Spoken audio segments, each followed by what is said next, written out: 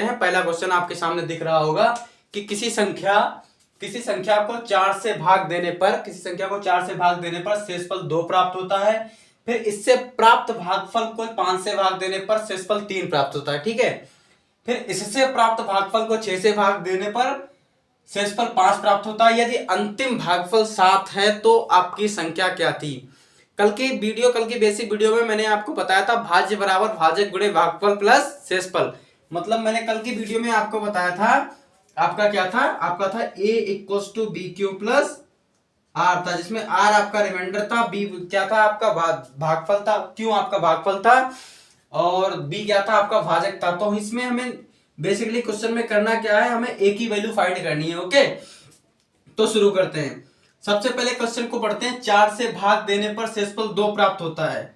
तो मैं ऐसा मान लूं कि 4 से भाग मतलब हमारा क्या है, भाजक कितना है 4 है और भागफल मैं मान लूं क्यों है और रिमाइंडर आपका कितना बचा है 2। ठीक, फिर उससे प्राप्त भागफल, हमें उससे प्राप्त भागफल क्या है क्यों, मतलब इस क्यों को जो है वो 5, इस भागफल को 5 से भाग देने पर शेषफल 3 प्राप्त हो। मतलब मैं क्यों को अगर 5 से भाग दे दूं तो हमें शेषफल कितना प्राप्त हो जाएगा 3। फिर उससे प्राप्त भागफल को 6 से भाग देने पर शेषफल कितना होता है प्राप्त 5। तो मतलब अब इसका भागफल कितना है क्यों, तो मैं क्यों की वैल्यू लिखूं तो 6 से भाग देने पर, और अंतिम भागफल आपका कितना दे रखा है 7 और प्लस इसमें शेषफल कितना बचता है लास्ट में आपका 6 से भाग देने पर शेषफल आपका बचता है 5। ठीक है, समझ में आ रहा है सबको? पहले हमारा क्यू भागफल आया, फिर उस भागफल को हमने 5 से भाग दिया, फिर उसी भागफल को हमने 6 से भाग दिया और अंतिम आपका भागफल कितना दे रखा था 7। तो देखो 6 7 42 और 5 47, तो हमें क्यू की वैल्यू मिल गई 47। ओके, अब हम इस 47 की वैल्यू को 5 क्यू में रखेंगे तो क्यू बराबर आपका हो जाएगा 5 इंटू 47 प्लस 3। तो 47 5 जा कितना होता है 235, यानी कि 235 प्लस 3 इक्वल्स टू आपका कितना आ गया 238। ओके, मतलब हमें क्यू की वैल्यू कितनी मिल गई 238। तो क्यू की वैल्यू अगर हम यहां पे रख दें तो हमें क्या मिल जाएगा, टोटल वैल्यू मिल जाएगी, यानी कि 4 इंटू 238 प्लस 2 मीन्स 4 8 32, 4 3 12 5, 4 8 32, 4 3 12, 12 3 15 और 4 दूनी 8 और 1 9, 952 प्लस 2। तो हमें कितना मिलता जाके आपका 954। तो हमारा ऑप्शन कौन सा सही होगा, हमारा ऑप्शन सही होगा बी। मतलब ऐसा करने पर हमें प्राप्त क्या हुआ 954। आई होप आपको समझ में आएगा। समय बर्बाद ना करते हुए हम अगले पे मूव करते हैं। इसमें कह रखा 4 प्राकृतिक संख्याएं इस प्रकार है कि उन्हें 3 3 कर जोड़ने पर प्राप्त योग 180, 197, 208 और 222 है। तो इनका माध्य क्या होगा? सबसे पहले तो माध्य क्या करते हैं, जितने नंबर्स होते हैं उनको ऐड करते हैं, फिर उतने नंबर से जितने नंबर गिवन होते हैं उतनी संख्या से हम डिवाइड कर देते हैं। ठीक है, तो मैं 4 नंबर मान ले रहा हूं A, B, C, D और 3 3 के जोड़ों में इसको ऐड कर दूं तो A प्लस B प्लस सी बराबर कितना है आपका 180। ओके, इसी तरीके से B plus C plus D बराबर आपका कितना हो जाएगा 197। इसी तरीके से D प्लस सी प्लस ए बराबर आपका कितना हो जाएगा 208। ओके, इसी तरीके से आपका A plus C plus B plus D बराबर आपका क्या हो जाएगा 222। अगर मैं इनको तीनों को ऐड करूं तो मुझे क्या मिलेगा 3A plus B plus C plus D. 2 8 10 7 17 के साथ हासिल लगा 1, 9 8 17 18 19 और 1 20 का 0 हासिल लगा 2 2 2 4 2 6 और 2 2 4 2 6 2 8 और 8 और 1 8 और 2 कितना हो गया 2 2 4 1 5 2 7 और 1 8 कितना हो गया 807। 2 8 10 7 17 के साथ हासिल लगा 1, 9 8 17 18 19 और 1 20 का 0 हासिल लगा 2 2 और 2 4 1 5 1 6 और 2 8 कितना आया 807। मतलब अगर मैं यहां से वैल्यू निकालूं A plus B plus C plus D की वैल्यू अगर मैं निकालूं तो आपकी कितनी आएगी 807/3। ठीक है, means A plus B plus C plus D की वैल्यू आपकी आएगी 3 2 जा 6 कितना होगा 3 दूनी 6 2 बचा 3 6 18 और 3 27 269। अब बोला है इसका माध्य निकालिए, तो माध्य में क्या करेंगे 4 नंबर है तो 4 से इधर डिवाइड करेंगे 4 से इधर डिवाइड करेंगे, ये कितना आएगा 4 छंग 24, 4 सत्तो 28 और 1 29/4, मतलब 67 सही 1/4। तो आपका राइट ऑप्शन क्या हो जाएगा? सी। ठीक है, इसी तरीके से किसी संख्या को 136 से भाग देने पर, ठीक है, किसी संख्या को 136 से भाग देने पर 36 प्राप्त होता है। यदि इसे 17 से भाग दे तो शेषफल क्या होगा? ठीक है, तो देखो कैसे करेंगे, सेम फार्मूला लगाएंगे इसमें, ए बराबर बी क्यू प्लस आर वाला। ओके, तो ए की वैल्यू निकालनी है 136, मतलब बी की वैल्यू 136 दे रखी है, क्यू प्लस आर की वैल्यू कितनी दे रखी है? 36। अब देखिए, अगर मैं 36 को तोड़ूं तो 17 अट्ठे 136, मतलब 8 क्यू, ठीक, प्लस इस 36 को तोड़ू मैं 17 दूनी 34 प्लस 2 36। दोनों में, इन दोनों में देखूंगा मैं 17 कॉमन मिल रहा है आपका, तो 17 इधर आ जा, सॉरी 8 क्यू इधर आपका बचेगा और इधर आपका बचेगा 2 प्लस 2। देखिए, अब इसी को 17 से भाग देने पे ये आपका भागफल बच गया, ये शेषफल, तो कितना शेष बचा? 2। तो राइट ऑप्शन क्या हो जाएगा आपका? 2। इसी तरीके से अगले क्वेश्चन पे मूव करते हैं। किसी विद्यालय में सभी छात्रों को अगर 54 की पंक्ति में खड़ा किया जाए तो कुल पंक्तियां आपकी 30 बनती हैं। अगर इसी तरीके से इन्हीं छात्रों को 45 की पंक्ति में खड़ा किया जाए तो कितनी पंक्तियां बनेगी? कहने का मतलब है, एक लाइन है, अगर उसमें 54 छात्र खड़े होते हैं तब टोटल लाइनें 30 बनती हैं। अगर उसी में अगर 45 छात्र खड़े कर दिए जाए तो टोटल लाइनें कितनी बनेगी?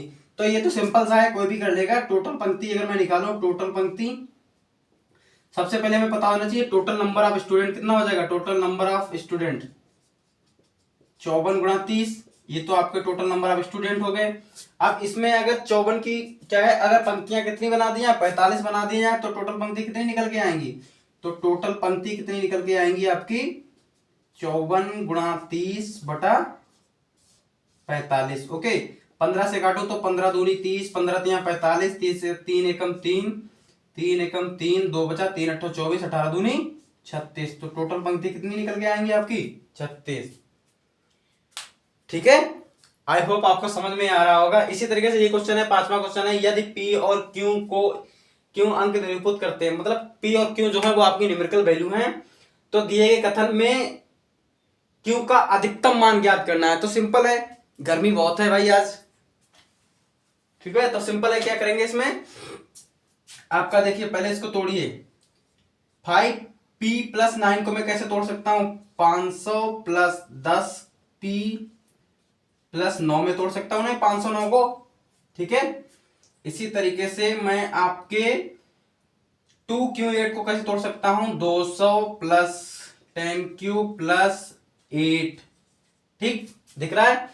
और 327 को अगर मैं उधर ट्रांसफर कर दूं, मतलब 1114 में अगर मैं 327 घटा दूं तो मुझे क्या मिलेगा? इधर देखिए 500 प्लस 200 700 और 8 और 9 17, मतलब ये तो हो गया आपका 717 प्लस 10P प्लस 10Q, ठीक है। इधर आपका बचेगा 787, 14 में से 7 गया 7, इधर 10 में से 2 गया 8, ठीक है, 10 में से 3 गया 7, कितना बचा आपका? 787, ठीक है। अब क्या करूंगा? 10P प्लस 10Q, ठीक है, 10P प्लस 10Q में मैं क्या करूंगा? 787 माइनस 717, ओके। तो मुझे क्या मिलेगा आपका? 10P प्लस 10Q बराबर आपका मिल जाएगा 70, देखिए, ठीक है।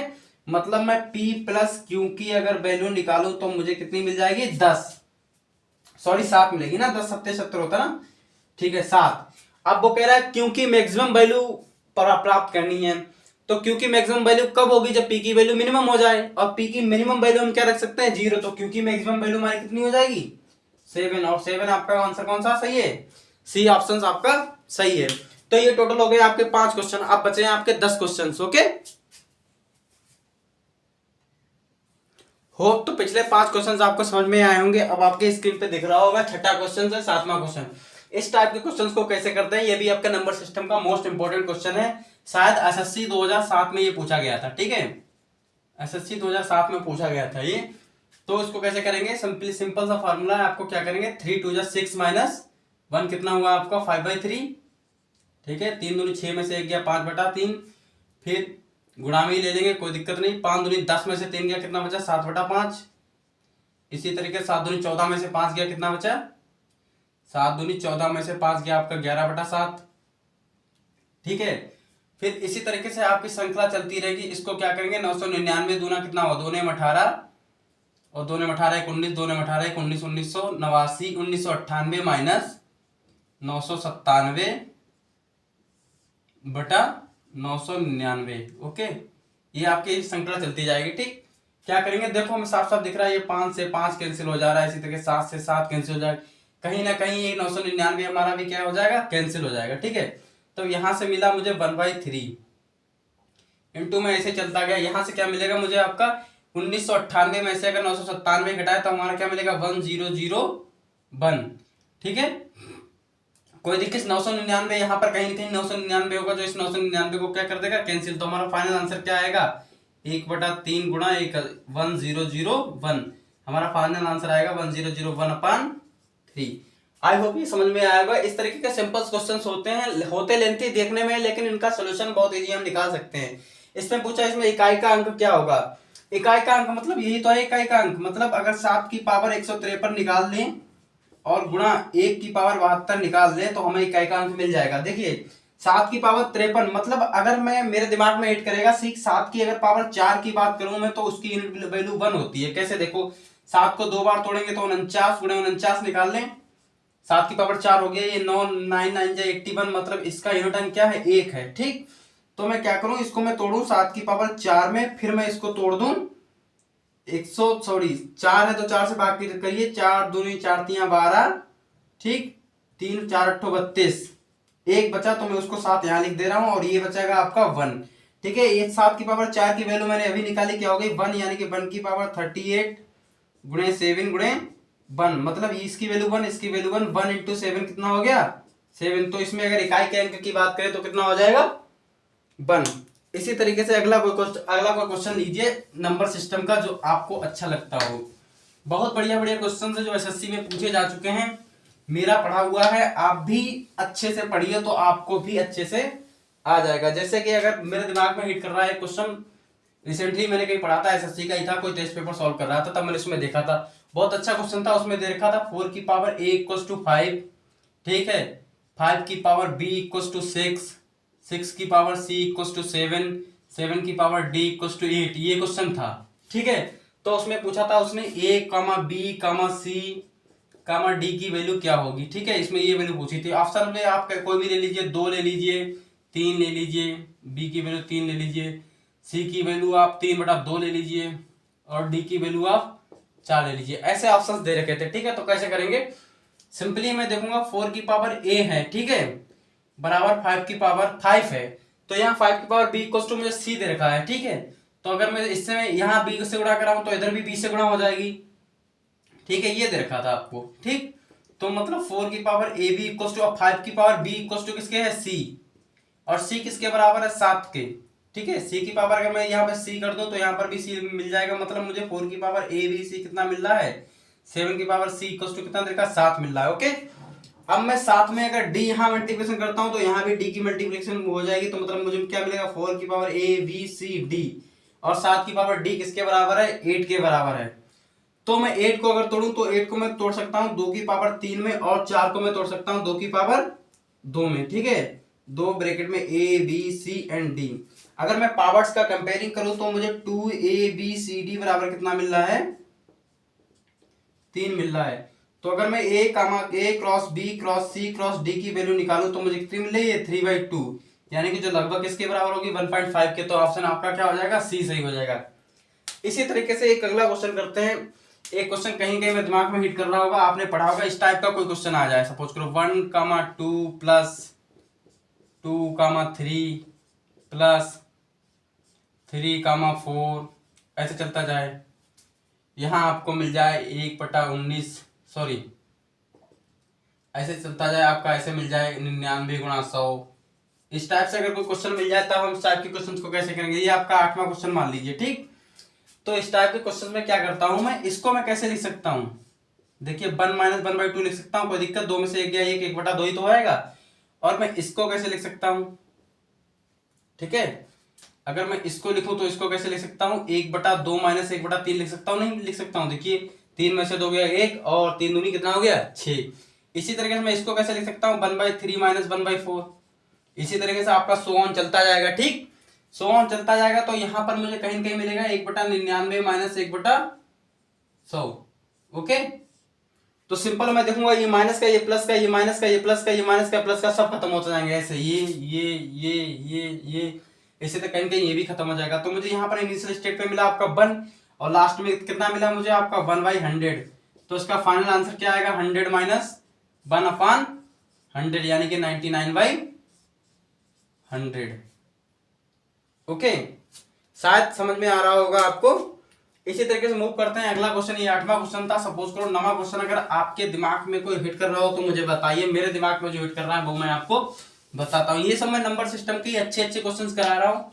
पूरे 30 ऐसे क्वेश्चन करा दूंगा, जैसे ही आप कंपटीशन में बैठोगे हो सकता है आपको डिक्टो वैसे ही मिल जाए।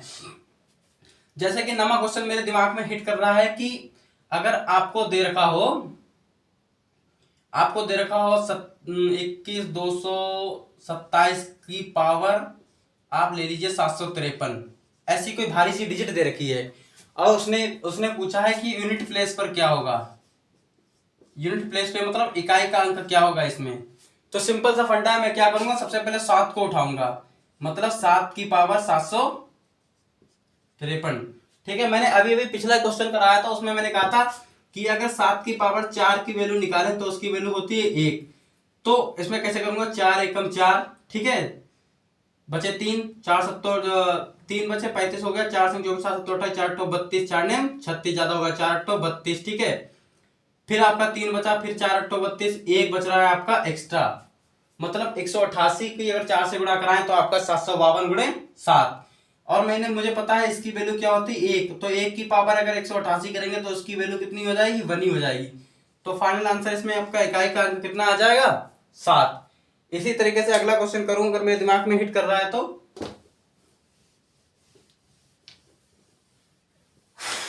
अगला क्वेश्चन मेरे दिमाग में हिट कर रहा है कि अगर आपको दे रखा हो 156, 10वां क्वेश्चन है, अगर आपको दे रखा है 156, फिर x दे रखा है, फिर 942 सपोज करो दे रखा है, ऐसी कोई डिजिट दे रखी है। अब मैं आपसे कहना चाहता हूं कि ये संख्या जो है वो 11 से पूर्णतः विभाजित है, मतलब डिविजिबल बाय 11 है। ठीक है, डिविजिबल बाय 11, डिविजिबल बाय 11 ऐसे दे रखा है कि ये संख्या पूरी जो है 11 से डिविजिबल है।